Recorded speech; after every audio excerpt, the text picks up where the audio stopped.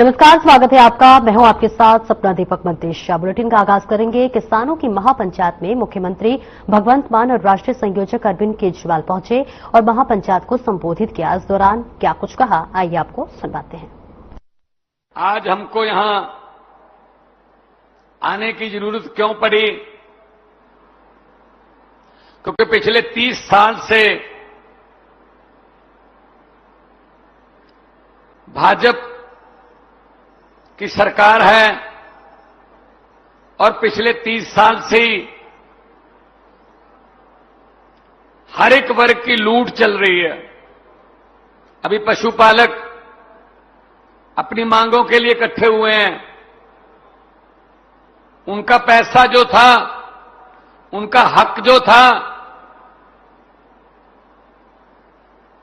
उनका हिस्सा जो बनता था, उसको ये खा जाते हैं या फिर सरकारी फंक्शनों में खर्च कर दिया जाता है। पिछले दिनों अपना हक मांगने के लिए पशुपालक, छोटे छोटे किसान अधिकारियों के सामने गए। बजाय इसके कि उनकी बात सुनी जाती, टेबल पर बैठकर उनके साथ बातचीत की जाती, उन पर आंसू गैस के गोले और गोलियां चलाई गई, जिसमें एक किसान की मृत्यु हो गई। गरीब किसान जिसके घर पे छत भी नहीं है, और बाकियों पर एफआईआर कर दी, 82 एफआईआर कर दी ताकि वो एक जगह इकट्ठे ना हो सकें डर के मारे। ये तानाशाही का भी अगला रूप है। लेकिन हम आम आदमी पार्टी वाले हैं, अब हम आपके साथ आ गए हैं। हम पर तो पता ही नहीं, अनगिनत एफआईआर चल रही हैं। हम इनकी एफआईआर से नहीं डरते। हम इनको ये कहते हैं, आपके कागज खत्म हो जाएंगे, हमारे बंदे खत्म नहीं होंगे।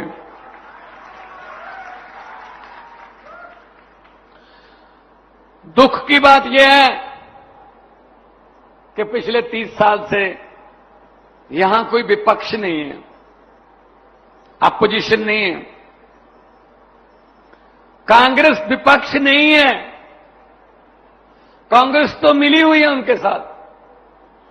अगर कांग्रेस विपक्ष होती तो कांग्रेस यहां पे आपके साथ आके खड़ी हो जाती, हमको दिल्ली से, पंजाब से आने की जरूरत न पड़ती। कांग्रेस इनके साथ मिली हुई है, इसीलिए 30 साल से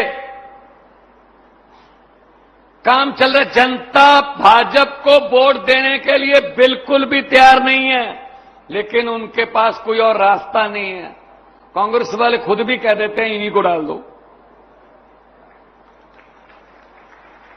किसको डाले फिर? अब तीसरा रास्ता खुला है। बिस्वादर से तीसरा रास्ता गोपाल इटालिया ने खोला है। हम खेतों वाले हैं। पहले कोई आदमी अपने पांव के निशान बनाता है, फिर उन्हीं पांव के निशान पे कुछ और आदमी चलते हैं, फिर छोटी सी पगडंडी बनती है, उसके बाद पही बोलते हैं पंजाबी में, वो बनती है, फिर बड़ा पहा बनता है, फिर सड़क बनती है, फिर जीटी रोड बनती है।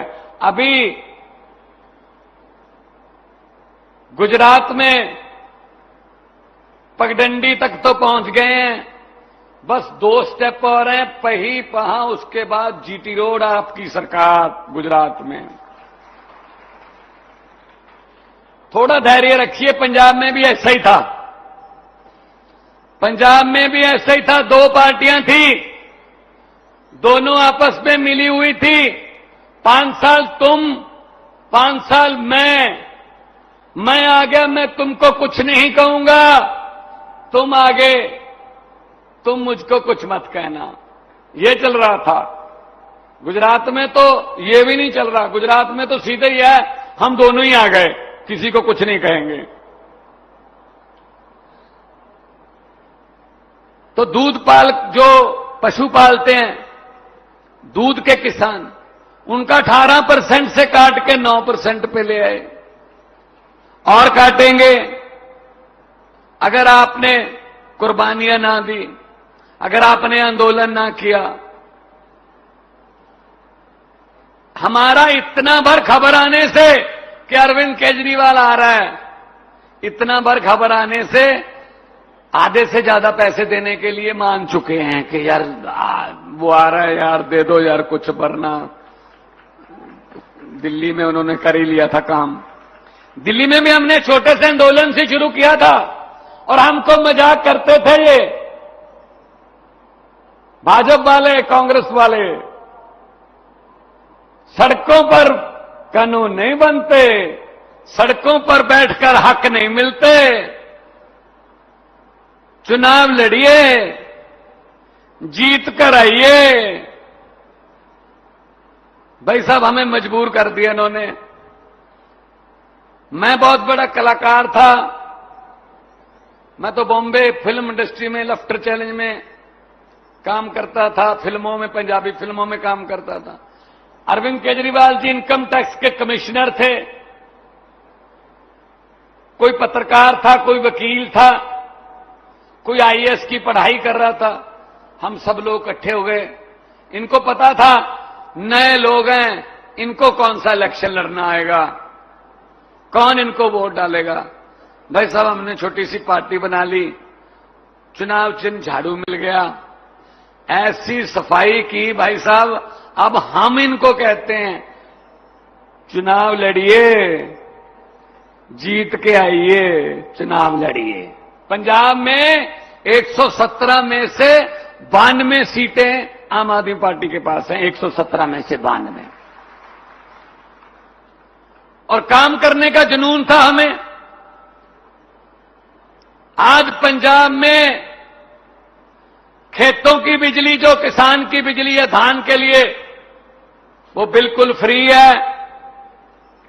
घर की बिजली 300 यूनिट पर मंथ फ्री है। 2 महीने बाद बिल आता है, 88%, 88% घरों को बिजली का बिल जीरो आता है पंजाब में। और जितनी देर अरविंद केजरीवाल 10 साल दिल्ली के मुख्यमंत्री रहे, पूरी दिल्ली को बिजली का बिल जीरो आता रहा। अभी ये आए हैं, ये भी आए हैं, साथ में बिल भी लाए हैं। या ये अकेले नहीं आते, ये बिल भी लाते हैं, साथ में अडानी भी आता है, साथ में 2-4 और बड़े बड़े आते हैं। अकेले नहीं आते, ये पूरा गैंग है, ये पूरा गैंग आता है। ये मुझे पता चला सीआर पाटिल यहां पे वो कर रहे हैं। सीआर पाटिल हैं भाई साहब, बताइए, सीआर पाटिल देश के जल शक्ति मंत्री हैं। पंजाब और हरियाणा का पानी का झगड़ा चल रहा है, वो पानी के झगड़े में भी बैठे होते हैं, यहां दूध के झगड़े में भी बैठे होते हैं। वो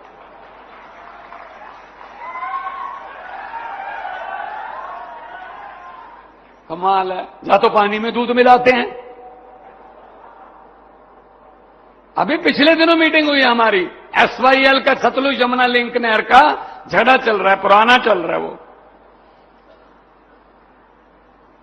तो भाई साहब ये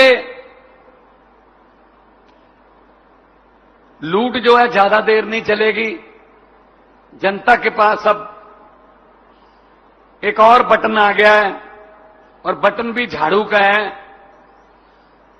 और इस झाड़ू से हम सिर्फ इससे पहले मकान या दुकान साफ करते थे, अब अरविंद केजरीवाल की अगुवाई में इस झाड़ू से पूरा हिंदुस्तान साफ किया जाएगा। भाई साहब व्यवस्था की सफाई की जाएगी।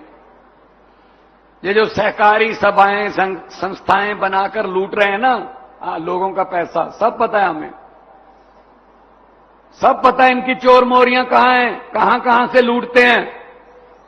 एक बार मौका दीजिए, फिर उसके बाद हमारा काम है, आपकी जिम्मेदारी खत्म, हमारी शुरू। क्योंकि इनको पता है विरोध कोई करने आएगा नहीं, पर्चे करके इनको दबा लो। ये आपका गुजरात का मॉडल भी हमको यहीं ऐसे ही दिखाया है। हमको तो लगता था गुजरात में तो मलाई जैसी सड़कें होंगी, मतलब कमाल ही होगा, जिधर जाएंगे ऐसे लगता है कनाडा घूम रहे हैं। भाई साहब, बड़ोदरा से यहां तक 90 किलोमीटर है, कहते 4 घंटे का रास्ता है जी। मैंने कहा सड़क नहीं है, कहते सड़क है लेकिन गड्ढे हैं। मैंने कहा सीधा कहो ना, गड्ढों में सड़क है। सड़क में गड्ढे देखे हैं, गड्ढों में सड़कें पहली बार देखी हैं गुजरात में। ये ऊपर ऊपर से रंग करके दिखाते हैं बिल्डिंगें, अंदर बुरा हाल है भाई साहब। हम स्प्रे करते हैं, अगर किसी पेड़ को दीमक लग जाए, उसके पत्तों पर स्प्रे करके कोई फायदा नहीं, उसकी जड़ों में स्प्रे करनी पड़ती है। भाई साहब, ये पत्तों पर स्प्रे करके हमें दिखा देते हैं, पत्ते सब देखो कितने पत्तों पर स्प्रे कर दिए, लेकिन जड़ें खुद खा रहे हैं। ये जड़ें खुद खा रहे हैं, जड़ों में बैठे हैं, किसी को बोलने नहीं देते पार्लियामेंट में। देखिए पार्लियामेंट का हाल, जहां आपके क्वेश्चन उठने हैं, जहां आपके मुद्दे उठने हैं, पार्लियामेंट शुरू की और खुद इंग्लैंड चले गए मोदी जी। और राज्यसभा के जो सभापति हैं उन्होंने रिजाइन कर दिया, खुद इंग्लैंड चले गए, स्पीकर ने रिजाइन कर दिया। भाई साहब, पार्लियामेंट किस बात के लिए बुलाई थी? फिर आके बुला लेते। अभी एक देश तो जाते नहीं है ना, अभी इंग्लैंड से मालदीव जाएंगे, उधर से अगर कोई और देश पसंद आ गया वहां उतार लेंगे जहाज। जहां 140 करोड़ जनता रहती है, जहां लोगों को गोलियां लग रही हैं पुलिस की, जहां आंसू गैस के गोले चल रहे हैं, वहां नहीं रहते, पता नहीं कहां कहां रहते हैं। कोई बात नहीं, थोड़ी देर रह गई, वहीं रह लेना फिर। समस्या के पास रहो। वो पंजाबी में कहावत है, कबूतर की आंखें बंद करने से बिल्ली नहीं भागती, समस्याओं से आंखें बंद करने से समस्या में भागती नहीं है, मुश्किलें भागती नहीं है। हल करना पड़ेगा उनका। हल करने के लिए हम आपके साथ खड़े हैं। जब भी बुलाओगे हम हाजिर रहेंगे। लोगों को अक्सर कहते सुना है, लोगों को अक्सर कहते सुना है, जिंदा रहे तो फिर मिलेंगे, लेकिन इस दिल ने कहा है मिलते रहे तो जिंदा रहेंगे। नवाचारी और नवोन्मेषी शिक्षा व्यवस्था से युवाओं की आशाओं को नई उड़ान दे रहा है नया उत्तर प्रदेश। ग्रामीण परिवेश हो या फिर नगरीय क्षेत्र, गुणवत्ता युक्त शिक्षा बनी है नए उत्तर प्रदेश की पहचान। स्कूल चलो अभियान और शारदा प्रोग्राम जैसे अभिनव प्रयासों से ड्रॉप आउट दर में आई है उल्लेखनीय गिरावट।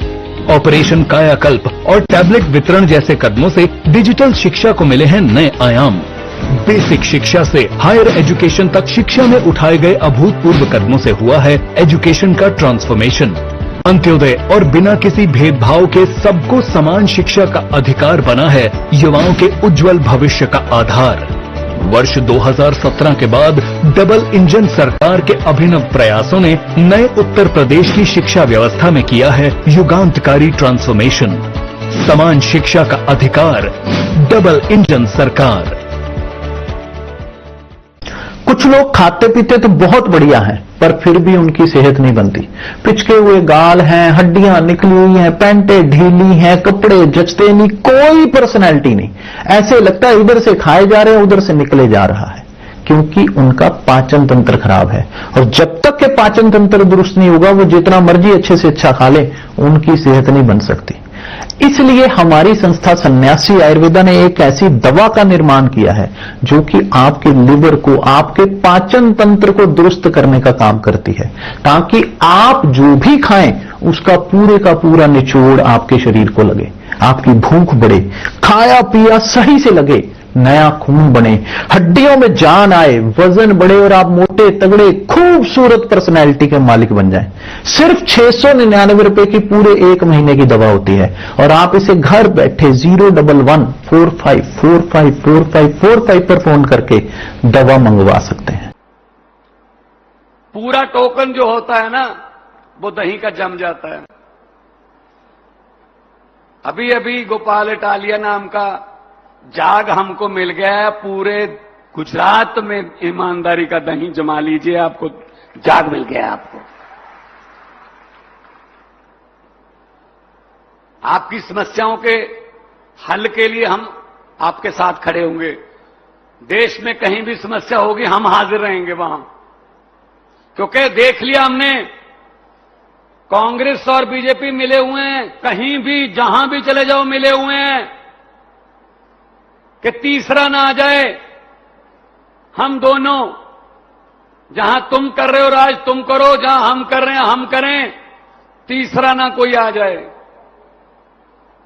ये बात को समझ के जाना है। आज बहुत साल हो गए जी, 30 साल हो गए वोट डालते हुए। अरे पेड़ भी हर साल पत्ते बदल लेते हैं, आप तो कुछ बदल लो, कुछ तो बदल लो, बटन बदल के देख लो। मेरे प्यारे पशुपालक खेडूत भाइयों को मेरा नमस्कार, सबको मेरा प्रणाम। बहुत बहुत आभार, आज आप इतनी बड़ी संख्या में यहां पधारे हैं। सबसे पहले देवायत पंडित की भूमि को मैं नमन करता हूं, सलाम करता हूं। साबरकांठा की भूमि को मैं नमन करता हूं। आज साबरकांठा की भूमि न्याय मांग रही है, अपना हक मांग रही है, सम्मान मांग रही है। अभी कुछ दिन पहले साबर डेयरी में एक बहुत दर्दनाक और दुखद वारदात हुई, जब पशुपालक खेडूत भाई बड़ी संख्या में अपना हक मांगने के लिए सरकार के पास प्रदर्शन करने के लिए पहुंचे, तो इस भ्रष्टाचारी सरकार ने, निर्दयी सरकार ने, क्रूर सरकार ने उनके ऊपर लाठीचार्ज कर दिया। गरीब खेडूत भाइयों के ऊपर लाठीचार्ज कर दिया, आंसू गैस के गोले छोड़े, जिसमें हमारा एक गरीब पशुपालक खेडूत भाई अशोक चौधरी, वो हमें छोड़ के चला गया। दोस्तों, ये इतनी गंदी सरकार है। मेरे को पता चला दिल्ली के अंदर कि एक खेडूत भाई की मौत हो गई प्रदर्शन करते हुए। मैंने भगवंत मान साहब से बात की। भगवंत मान किसान के बेटे हैं, इनकी भी खेती की जमीन है पंजाब में, आज भी इनका परिवार खेती करता है। पंजाब में हमारी सरकार खेडूत भाइयों के लिए खूब काम कर रही है। हम तुरंत टिकट कटा के आप लोगों के बीच में आज आप लोगों से मिलने के लिए आए हैं, बात करने के लिए आए हैं। पशुपालक खेडूत भाई क्यों इकट्ठे हुए? उनकी क्या मांग थी? उनकी मांग थी कि साल के अंत में जो बोनस या नफा दिया जाता है, नफा बोलते हैं उसको, नफा दिया जाता है, बोनस दिया जाता है, वो उनको जायज हक दिया जाए। हर साल जून के महीने में गरीब खेडूत भाइयों को उनका नफा, उनका बोनस, उनका कमीशन दिया जाता है। इस बार जून के महीने में गुजरात सरकार ने 9.5% नफा डिक्लेयर किया। 9.5 दिया नहीं अभी तक, गलत तो नहीं कह रहा, अभी तक दिया नहीं है एक पैसा भी। 9.5% जून के महीने में उन्होंने डिक्लेयर किया। हर साल जून के महीने में पूरा पैसा आ जाता है खाते में। खेडूत भाई बेचारा गरीब आदमी है, उसे बीज खरीदना है, उसे खाद खरीदनी है, उसे अपने बच्चों की फीस देनी है, उसे घर का गुजारा करना है। जब जून के महीने में उनको अपना पैसा नहीं मिला, 9.5% में पूछ रहा था, मैं देख रहा था, सन 2020-21 वाले साल में 16% नफा मिला, 21-22 में 17% नफा मिला, 22-23 में 16.5% नफा मिला, 23-24 में 17% नफा मिला, इस साल 9.5% नफा मिला। कहां गया सारा पैसा? कहां गया सारा पैसा? पिछले 5 साल से 17%, 16%, 18% नफा मिल रहा है। इस साल 9.5% नफा। कहां गया सारा पैसा? उस पैसे से इन बड़े बड़े महल बन गए, स्विस बैंकों में चले गए इनके पैसे। इनकी पार्टियों की चुनाव रैली हो रही है, इनकी पार्टियों के ऊपर सारा पैसा खर्च किया जा रहा है। आपका पैसा लूट के, गरीब खेडूतों का पैसा लूट के ये अपने बड़े बड़े महल और बड़ी बड़ी गाड़ियां खरीद रहे हैं, हेलीकॉप्टर खरीद रहे हैं, जहाज खरीद रहे हैं ये लोग, आपका पैसा लूट के। 14 जुलाई को अशोक चौधरी की मौत हुई। ये इतने गंदे हैं, इतने भ्रष्टाचारी हैं, उसके बावजूद इन्होंने आपकी बात नहीं मानी। उसके बावजूद डेयरी का नफा इन्होंने नहीं बढ़ाया। उसके बावजूद इन्होंने, अशोक चौधरी की मौत होने के बावजूद इन्होंने आपका हक नहीं दिया। 18 जुलाई को 12 बजे ईशुदान गढ़वी ने प्रेस कॉन्फ्रेंस करके ऐलान किया कि 23 तारीख को केजरीवाल जी और भगवंत मान आएंगे। 18 जुलाई को 12 बजे ऐलान किया कि 23 जुलाई को केजरीवाल जी और भगवंत मान आएंगे। उसी दिन 3 बजे इन्होंने ऐलान कर दिया कि हम 17.5% बोनस देंगे। अभी दिया नहीं है, अभी दिया नहीं है, झूठा ऐलान किया है, झूठा ऐलान किया है इन्होंने, अभी दिया नहीं है, कुछ भी नहीं दिया इन्होंने। आज हम आपके बीच में आए हैं ये कहने के लिए, इन्होंने आपका पैसा चोरी करके अपने बड़े बड़े महल बना लिए, लेकिन आपके सर के ऊपर छत भी नहीं है।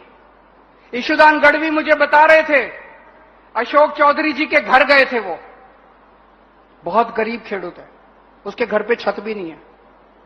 ऐसे गरीब लोगों का पैसा खाके ये अपनी चुनावी रैलियां कर रहे हैं, महल बना रहे हैं, गाड़ियां खरीद रहे हैं, हेलीकॉप्टर खरीद रहे हैं। पाप लगेगा इन लोगों को, नर्क में जाएंगे ये लोग।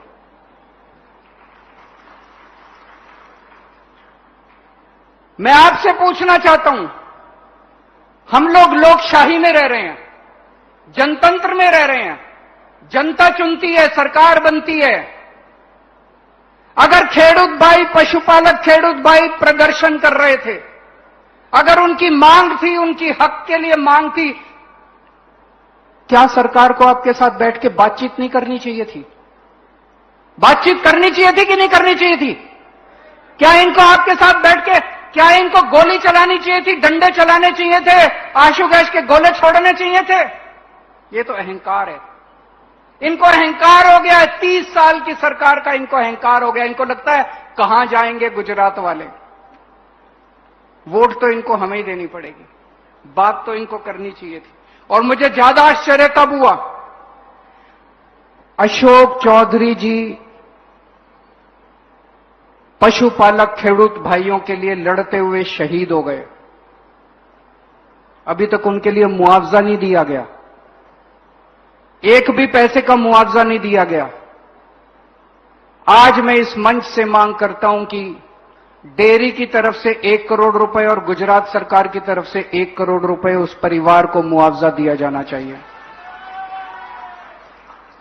और मुआवजा देना तो छोड़ो, जब से ये हादसा हुआ है तब से सारे खेडूत भाइयों के घर भेज भेज के उनको दबाने की, उनको कुचलने की, उनको डराने की, उनको धमकाने की साजिश चल रही है कि नहीं चल रही? जा रहे हैं कि नहीं जा रहे हैं गांव गांव के अंदर डराने के लिए, धमकाने के लिए? आज कितने लोगों को धमकाया गया कि मीटिंग में नहीं आना, इस मीटिंग में नहीं आना है। पूरे गुजरात के अंदर इन्होंने दमन का, गुजरात में खासकर नॉर्थ गुजरात में, उत्तरी गुजरात में एक एक खेडूत भाई पशुपालक का भी काम करता है। अगर आपको आपका हक पूरा मिल जाए, मैंने इस पे बहुत स्टडी की है, अगर आपको आपका हक पूरा मिल जाए, एक एक खेडूत भाई की गरीबी दूर हो सकती है। अगर भ्रष्टाचार खत्म हो जाए, इन्होंने कोऑपरेटिव क्या थी, सहकारी क्षेत्र क्या है? सहकारी क्षेत्र का मतलब किसानों का सहकारी क्षेत्र मतलब किसान उसको चलाएंगे। अब किसान नहीं चला रहे, बीजेपी ने कब्जा कर लिया पूरे सहकारी क्षेत्र के ऊपर, डेयरी के क्षेत्र के ऊपर, किसानों के। करा कि नहीं करा बीजेपी वालों ने कब्जा? बीजेपी ने पूरा कब्जा कर रखा है और इन्होंने सारा कब्जा करके आपको लूटने का काम किया है। मैंने ये देखा है कि अगर आप लोगों को आपका पूरा हक मिल जाए, एक एक खेडूत की गरीबी दूर हो सकती है। मुझे बताया गया एक पशुपालक खेडूत भाई। फिलहाल इस बुलेटिन में इतना ही। नमस्कार।